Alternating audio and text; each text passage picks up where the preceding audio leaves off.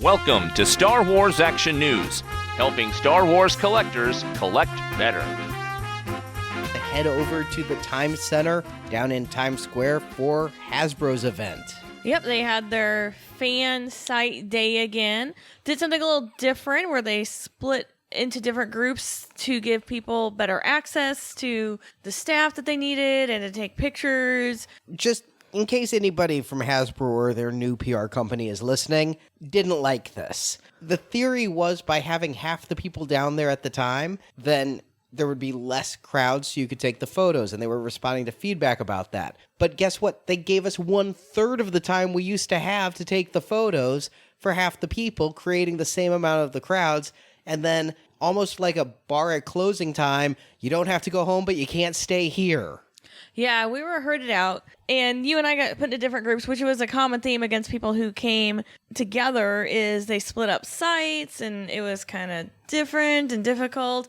I still had a lot of trouble getting my photos done because of some people who apparently thought that the figures were going to vaporize the minute they took their photo and would jostle for position in front of people. Yeah, I actually just let the crazies bump uglies in the booth while they fought to get that picture online 5 seconds earlier. I went over and I looked at the Masher figures while they all just wrestled in a sweaty ball for a photo. I'm like, I'm getting too old for this. Yeah, I kind of hung back a little bit and did what I could. And I mean, people weren't considerate, and there's actually somebody who stuck their cell phone wallet in front of me while I was taking a photo, and their credit cards got taken a picture of. Yeah, I mean, I understand. It was limited time. We had to hurry, but anytime I was taking photos, I would alternate with the person next to me and try to swap places and be polite. Not everyone was doing that.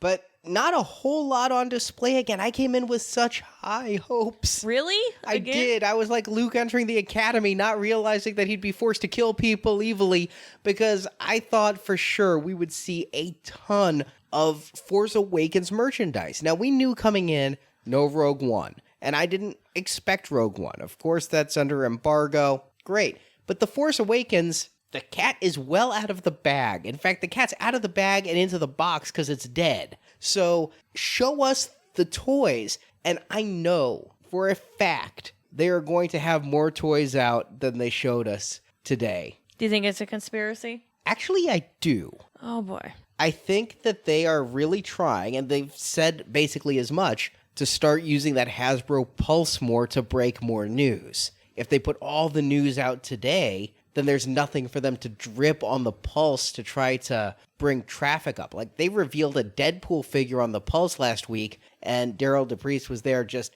excited about how much traffic that figure reveal brought to the Pulse. Yeah. So they have these partnerships with Entertainment Weekly and CNN, and they have their own Pulse outlet. So I think that they intentionally have kept their cards close to the vest, giving us just enough to whet our appetites, but not showing us what Toyfair usually was about, which was, hey, here's all the toys that are going to be coming out either this year or at least up until the time of Comic-Con. Well, it'll be interesting to see how it's used. Their presentation was very short. Let's just start with the elephant in the room that everybody is asking me about. Articulated 3 3/4 inch figures. Where are they? Are they coming? I mean, when I said, what questions are there for Hasbro? Everybody came back, and I think there's a lot of love for the 6-inch Black Series line. But despite that, people want their 3 3/4 inch figures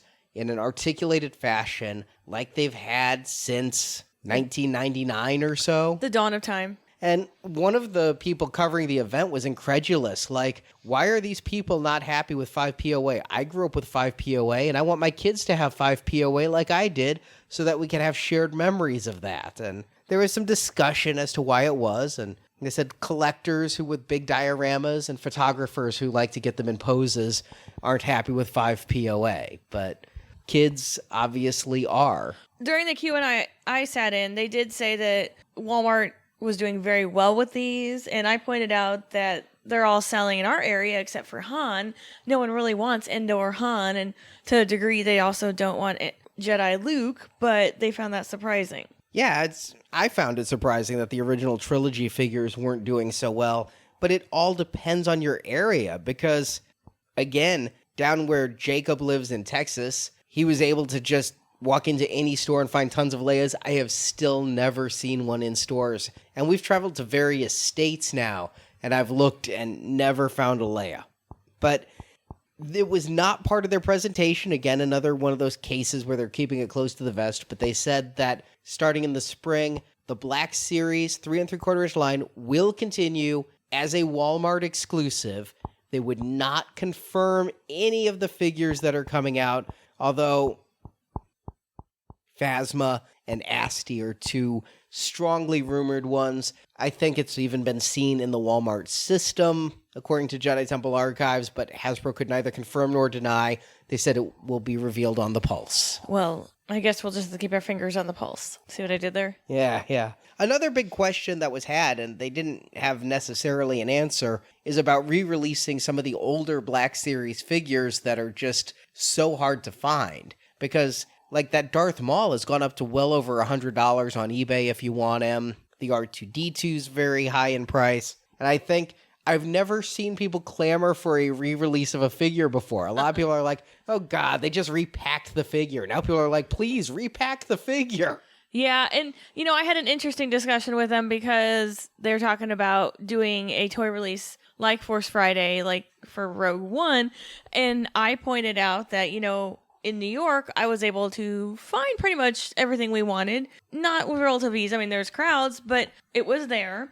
But people in other parts of the country arrived to find action figures with only like one case, like 6 figures for 30 people. And they said that they had learned a lot and learned maybe how to fix some of these things that happened and that they weren't proud on how it all went down. I think the biggest thing, because we were in different Q&As, the biggest revelation from my Q&A, I was surprised there was a different answer, because every time we go to one of these Q&As, somebody says, when are you bringing back the vintage collection? And the answer is always the same. We want to give it a rest for a while. Mm-hmm. We did the vintage collection for a while. It needs to be special. But today, Joe Ninavaji had a different answer.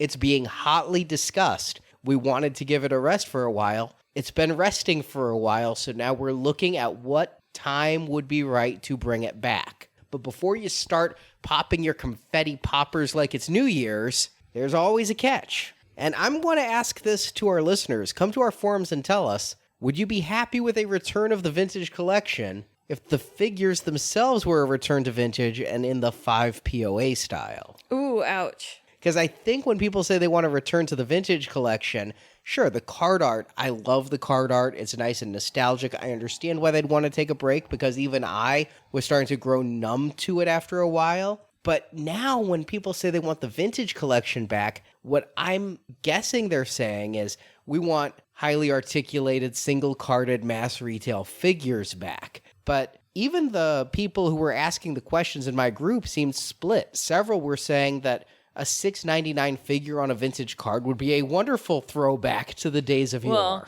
let's go back all the way and do $4.99 from episode 3. But they're saying they'd be fine with 5 POA at $6.99, whereas others looked like you might have just told them their dog had terminal cancer when they heard the possibility of vintage returning at 5 POA. And also, people had rumored that the comic packs were going to be returning. Apparently, that was something very close to happening, but now it isn't, at least not in the near future. As for what was on the floor, there were some cool-looking figures down there, I have to say. There were also a lot of figures that we've owned for quite some time already down there. But in the Black Series, first they had Fans' Choice Poll winner Revan on display, and that is my favorite new item I've seen so far at Toyfair, right there. Yeah, it is a really nice looking figure, and they talked about the care that went into choosing the right colors and making sure it all looks really good. Yeah, I think they knocked it out of the park with this figure. And I'm not one of those people who's absolutely in love with the Knights of the Old Republic video games. I found the first one to be very fun.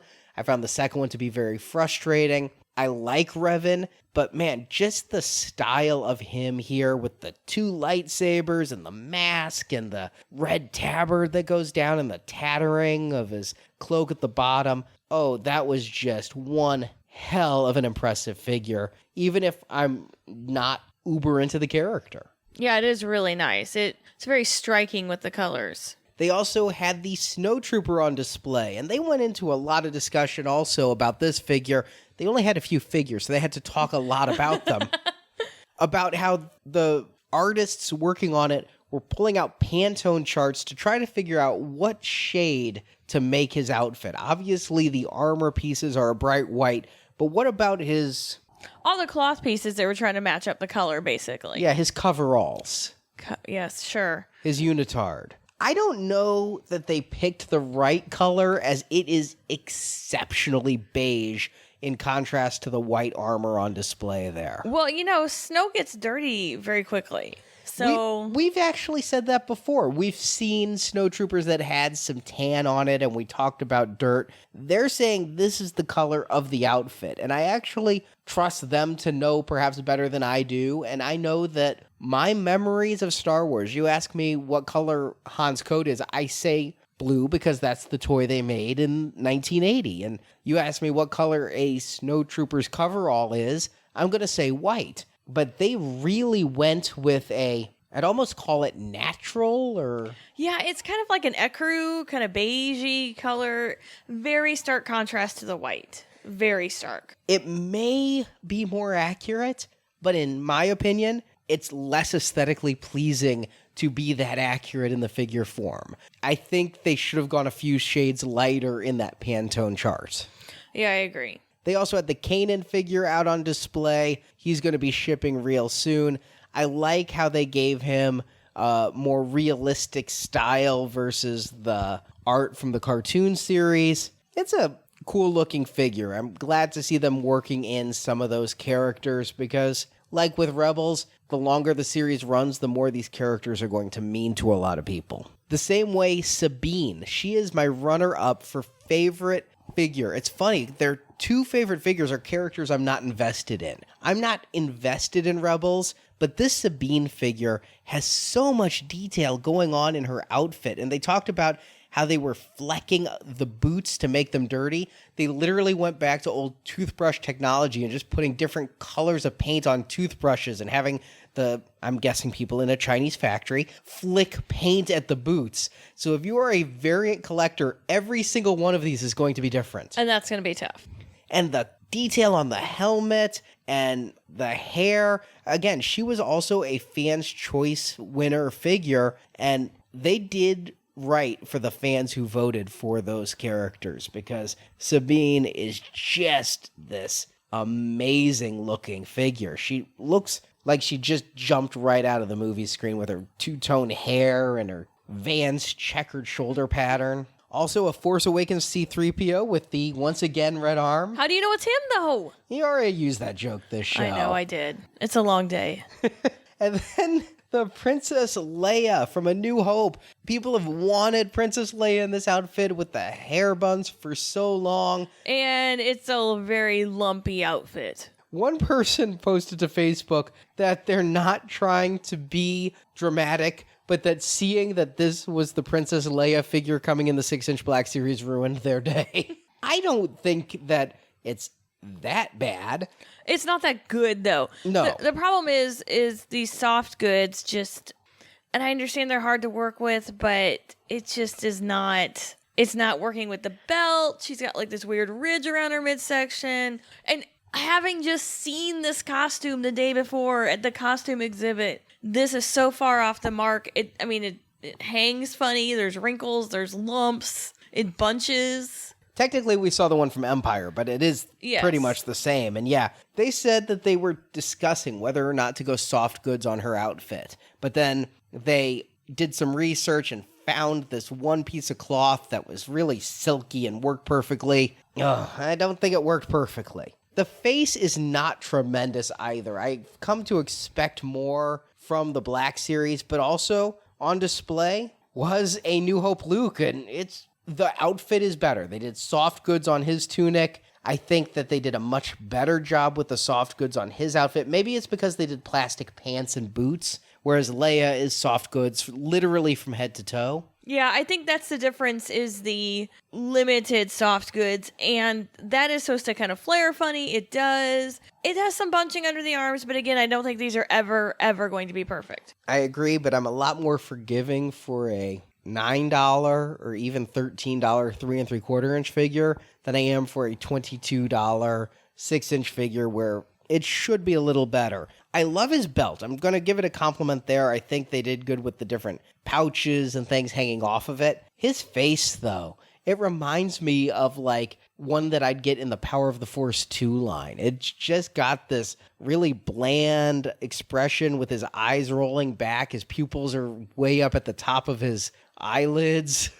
Yeah, the face is... So for people who've been really clamoring for the A New Hope figures, I think you could actually make this Luke really good by maybe taking one of the previous Luke heads and swapping it on there, like the Stormtrooper Luke. Yeah, that might work well. And this Leia, I can see Carrie Fisher in it if I squint, but... Well, she's a girl who has brown hair, so it's very similar. Well, in the buns. They also didn't have a ton on display in the 3 3/4 inch line, and it was mostly Rebels focused. They did have a character reveal. There was one that was in a teaser trailer for coming up, a certain red and black Zabrak. It has been confirmed. They even took his hood off for us. Yes, that is indeed Darth Maul you saw in that trailer. Well, there you go then. That's good. You just can't kill him. No, I mean, he had mecha legs, he had spider legs. I think he still has robot legs, which is why he's still sporting no shirt, but his legs are covered. I believe they're the robot legs. But man, we thought we got rid of him 30 years before the Battle of Yavin. And here we are just a few years before the Battle of Yavin, and he is still around, which actually has me more excited to tune in. As ridiculous as his constant returns are. It's like a soap opera. Yeah. He's Stefano DiMero. And as silly as that is, I always did tune into the Stefano episodes. Oh, I know. Those were always the best because he was crazy with Celeste. They also have a season 2 Sabine coming, and she looks really good. She's got the different hairstyle, and this one is removable helmet. I think that was a big disappointment for a lot of people, including me, with the season 1 figure, is that it didn't have a removable helmet. This one, you now have the female face and the helmet that can go over it. Likewise, we're getting another Kanan in his Stormtrooper outfit with the pauldron. He also will have the removable helmet. This was revealed before Toyfair, but a Rebels Princess Leia as a very young girl coming with a giant weapon. But probably most exciting for people would be the Takodana Encounter 4-pack of figures. You're going to get Finn, Rey, another release of Rey, BB-8, and Maz Katana.